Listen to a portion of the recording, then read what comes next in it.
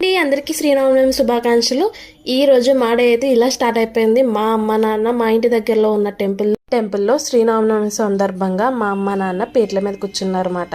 So అయ్యవారికి అమ్మవారికి నల్లపూసలు ఇంకా సూత్రాలు ఇంకా చుట్లు అన్నీ మా డాడీ చేశారు.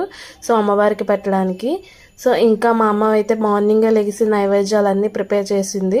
సో మాకైతే చాలా హ్యాపీగా ఉంది. ఏంటంటే అందరికీ అమ్మవారికి అయ్యవారిని చూడడానికి అదృష్టం ఉండాలి. సో ఏంటంటే మాకు ఈరోజు మా అమ్మ నాన్న పీటల మీద కూర్చున్నారన్నమాట. మాకైతే చాలా హ్యాపీగా ఉంది. ఏంటంటే ఎక్కడో కానీ అదృష్టం ఉండదు, కానీ మాకు ఆ ఛాన్స్ వచ్చింది. మాకు చాలా అదృష్టంగా ఫీల్ అవుతున్నాం. సో ఏంటంటే అది ఎవరికో కానీ రాదు. సో మా ఇంట్లో అందరూ చూసారా, ఇంట్లో అందరూ ఉన్నారు. సో మా అమ్మ పెద్దమ్మ అందరూ వచ్చారన్నమాట. సో మార్నింగే మా అమ్మ లేసి అన్ని నైవేద్యాలు ప్రిపేర్ చేశారు. సో మా పెద్దమ్మ మా అమ్మ హెల్ప్ చేశారన్నమాట. సో చాలా బాగా జరిగింది కళ్యాణం అయితే. సో పార్ట్ 1లోనే సగం చూపిస్తాను, ఎందుకంటే అంతా చూపించడానికి అవ్వదు కాబట్టి. అయ్యవారి కళ్యాణం అంటే మనకి రెండు కళ్ళు సరిపోవన్నమాట, అంతలా ఉంటుంది. అయ్యవారిది అమ్మవారిది కళ్యాణం అంటే చాలా బాగుంటుంది.